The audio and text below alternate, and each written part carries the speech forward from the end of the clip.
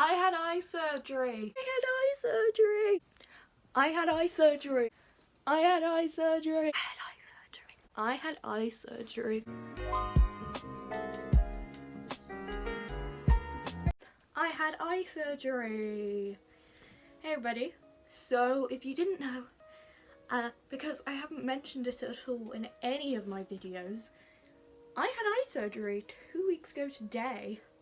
So I thought I'd go ahead and talk you through what I had done, why I had it done, what it is that I have wrong with my face, in just kind of recovery and that sort of stuff, because the thing is, what I have in particular is something that normally gets corrected later on in life, and isn't something that a lot of younger people have surgery to do with, but because mine was particularly bad, I was lucky enough to be given the opportunity to have surgery and correct it because it was so severe. Information out there is very sparse, and what there is very medical and not something that someone outside of the field would probably be able to follow along with and fully kind of apprehend what's going on.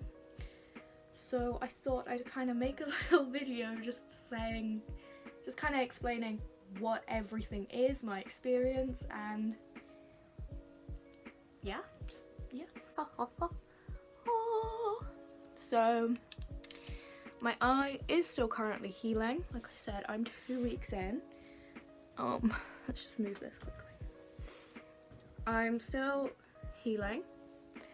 I had this eye operated on. This is my regular eye, so you may notice straight away that this eyelid is a lot more closed than this one.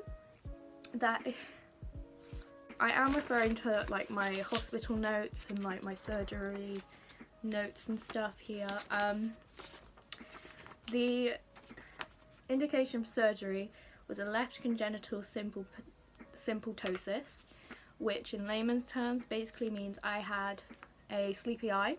My left eyelid drooped. Oh my gosh, they all keep falling off my bed. My left eyelid drooped lower than my right. So naturally your eyelids drop and that's kind of it. But for me, my eyelid was so low to the extent that it was preventing me from being able to read things. I would get migraines and it would really hurt. I also get light sensitivity quite severe, and it kind of got to the point where I was missing a lot of college because I would just wake up every day with horrible headaches, which meant like literally I couldn't get out of bed all day, and it was kind of the only thing that made sense. And the other thing is my eyesight. So essentially when we first decided to do something about it, it was because I suddenly couldn't see very. This surgery this time round is my second. I had one previously, and I'll get into why I had to have a second one very shortly. But first I kind of wanted to talk to you about the process of having the surgery in itself at such a young age, because it is very peculiar. Like whenever I've gone in for my appointments, my surgeon and like my team and anaesthetists and stuff would comment how young I am, because normally the kind of age range surgery for this is about 50-60. So to have someone like me, who when I had my first surgery I was about 17 and I'm currently 19, and to be that young going into quite, not necessarily a major surgery but a bigger surgery, is very strange, especially if something's to do with the eyes, because you tend to associate eyes and like decaying eyesight with being older. But for me it was more so that I needed it just for like every day, because if you can't see, it really ruins everything. No offense to anybody who does have loss of eyesight or is blind, but in my case I struggled with it. So to start this process, it was 2017, it is currently 2020, so it's been quite a process to get to this here spot.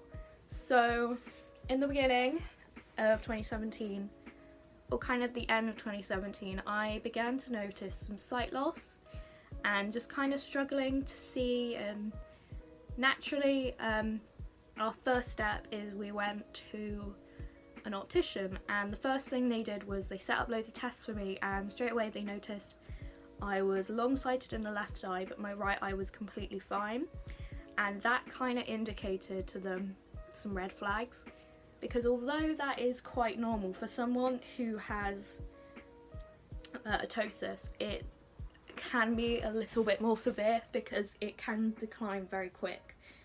And around this time I started thinking about myself and kind of prioritising myself and who I am as a person more so than ever before. And like previously mentioned, I have been bullied my whole life because of my eye, so I, like, trying to start liking myself, I thought, hey, I can't see properly, I want to have the surgery, because I've always known that surgery is an option. My parents were offered it when I was a lot younger, however at the time they weren't particularly happy about doing it on a child. Like, they offered to, but because I was so young and I would grow, they didn't know if I'd have to have it redone, or they didn't know how my eye would develop as I grew up, so that was always ruled out, but the option for surgery was always there while I was growing up. And I did go through a stage when I was younger where we were seriously considering it, but again, that was kind of for the wrong reasons. It was more so that I was getting picked on because of my eye, and then I just, for whatever reason, we didn't go forward with it. However, this time round, because I made that conscious decision for myself, to better myself, to make myself feel better, not for anybody else, that I wanted it done. And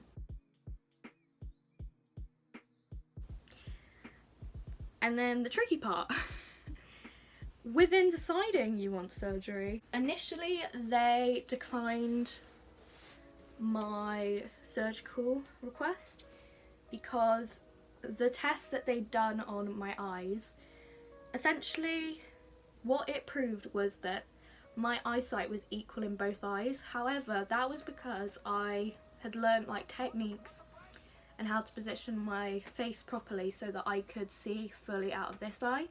However, an amazing optician kind of realised what I was doing and let me redo the test for free to kind of not exploit but show me how to make the results different, so that it would show more evidence that I do need the surgery, because otherwise we would have had to pay and go private, which would have been about, well, the price range kind of varies, but it's roughly in the bracket of £3,000 to £6,000.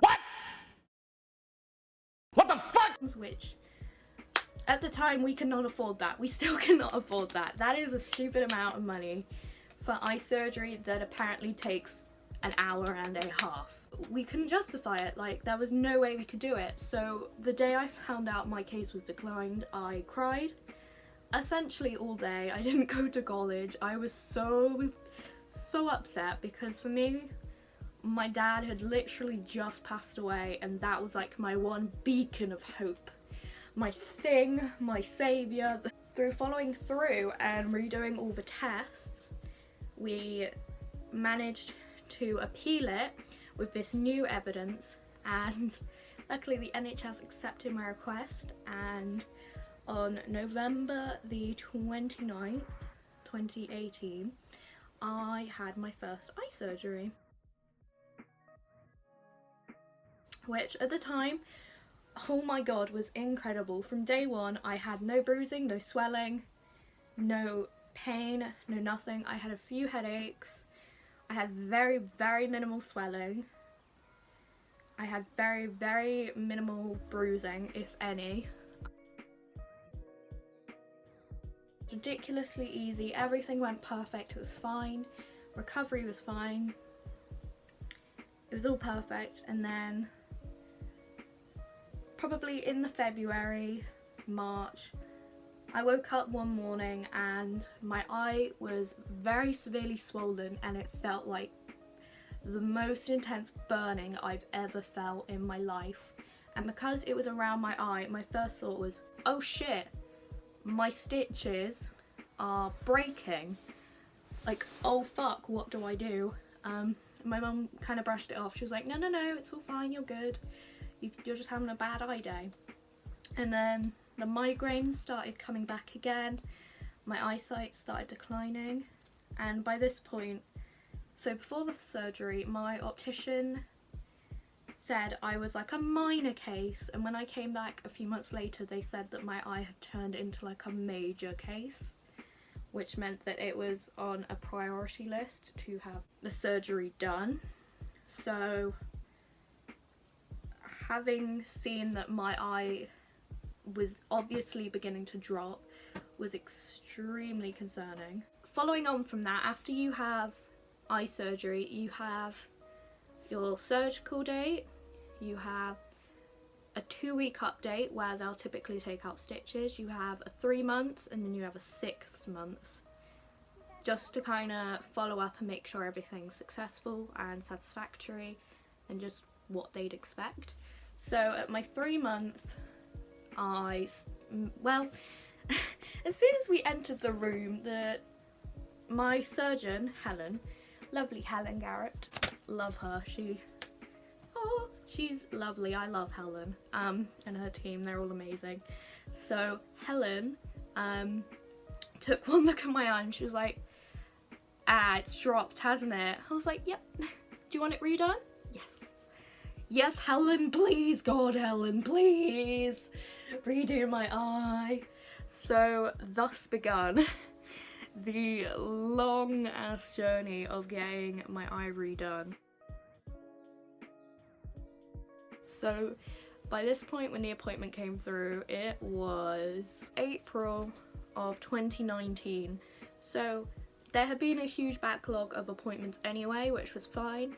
But yeah, it was the April. So by this point, it had been a very long time since the surgery. And then I went through the whole process again of getting retested, having to come back for multiple kind of checkup appointments to follow up about what would be different about this surgery. And so fast forward another few months, and on Monday 13th January 2020 I got 20/20 vision. Just kidding, not 20/20 vision at all, not even close. I had my eye surgery redone. So yeah, that's my story to surgery so far.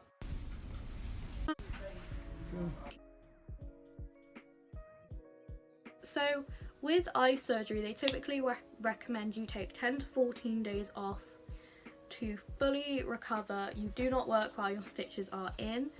You do not do any heavy lifting while your stitches are in. You do not do any physical activity for about a month after, because again, eyes are very sensitive, and if you fuck up your eye, it can cause scar tissue. And because it is an eye, there are only so many amount of times you can have surgery on it. So for me, because this was my second procedure, I wanted to take every liberty I could to ensure that the recovery is successful and that it's what we expect. This time round, however, I experienced, oh boy, it was a whole different kettle of fish. The bruising was excessive. The swelling is still happening. Like, my face still hasn't shrunk back down. I still have swelling like along here a little bit. You can't really tell, but the inner part of my eye is still swollen. Obviously it's red underneath. It was very swollen and bruised on the inner side of my eye, and because of where I had the plaster straight after surgery, it actually cut the side of my nose a little bit, so I had that to deal with. But it was a lot different compared to my first one. A lot different, to say the least. So other than that, recovery's been very easy. I've taken it so easy. I think I've I've just done nothing for 2 weeks, and even today I didn't go to work because one thing they don't tell you of eye surgery is you almost feel like you're disassociating because you don't have that frame of vision in one eye. So for me, what they kind of took away from the surgery was they lifted the eyelid away from the eye and lifted it up, which means they exposed essentially half of my eye to new light and like relieve the pressure. So it's essentially like learning how to see, because I haven't had as much experience being able to see as everybody else, which for me means that I am currently struggling with doing things on my own and being independent. Like, I have to ask my mum to help me with everything right now because I am really struggling with like depth perception and being able to read things. And it's like when I'm out in public, if I'm in a certain light, I feel like I'm disassociating because I can't see properly and it feels like I'm in a little ball of my own. First time round, I opted, although I'm a day case, I opted to go for local anaesthesia, which meant I was kind of put under the like sea of anaesthesia and they pulled me out halfway through and they gave me a mirror. I can't grab my mirror. They gave me a mirror and they asked me to look at it and just see what I thought, and I was like, yep, that's great. And then they put me back under so that I was essentially asleep, and they stitched my eyeball up, and then I woke up in recovery. And the first surgery took about an hour and 45. As I woke up, I was right as rain, like fine, all good. I then spent about an hour, 2 hours in the day ward, and then I was sent home. And then the second time round, so for this one I was an early morning case, and the first time I had an afternoon appointment. So because I was early morning, I got there before the hospital even formally opened and I had to wait. My appointment time was for 7:30 in the morning and I didn't go into theatre until about 11:15, 11:45. So it was quite a difference. It was fine though. Because you're under anaesthesia, you can't eat like 6 hours before the surgery, so I ate my last meal at like 10 p.m. the night before, and it was the struggle was real. How did I used to go like all day without eating food? I don't know. How did I do it? This time round, what we did was I was under anaesthesia and then they pulled me out about 45 minutes in and they got me to look down, look up, look left, look right, and then they stitched me up once. They decided they didn't like the placement, or they decided they could do it better, so they cut across, look up, look down. Actually no, we could change it again. Closed it, went up again, look up, look down. Perfect, looks great, let's go with that. And after that I was thinking, alright, I'm gonna go back under, I'll wake up in recovery, it will all be good. Ooh, that's a bit sharp, that's a bit sharp, what's that? I was awake while they were stitching my eye and could hear everything. And oh my god, it was horrifying. It wasn't horrifying, but when I told my mum, she was not thrilled. I don't care. It's like, you're the surgeon, you do what you think's best. But I even asked them, I was like, hey, am I meant to be awake for this? They were like, yeah, it'll take 5 minutes. It's easier. So I was like, okay, thanks Ellen. I stayed with my eyes closed as they stitched my eye up and they put my big bandage on, and then I kind of stayed in the room for about 20 minutes maybe, just while Helen went over like teaching points, because at that time there were a lot of students. There were student anaesthetists, student surgeons, and just kind of people, like, there was one woman who was in the room who she was swapping like careers. She originally was a chef. She was quite older as well, so I really respected her. She was a chef. However, today she came in to just kind of watch what nurses do because she was thinking about swapping careers, and I had huge respect for her. I was like lying down on my bed like, wow, that's so cool. Good on you. I really respect you. Go into a recovery room. So I was literally just sat in the corridor in my bed. I didn't get transferred into a wheelchair. They literally took me straight from the surgical room back into the ward, like on the same bed I had surgery on, and they were like, just chill out here for a bit. So I hung out on the ward for about 4 hours, 3-4 hours, and then I was discharged. And that was the surgery.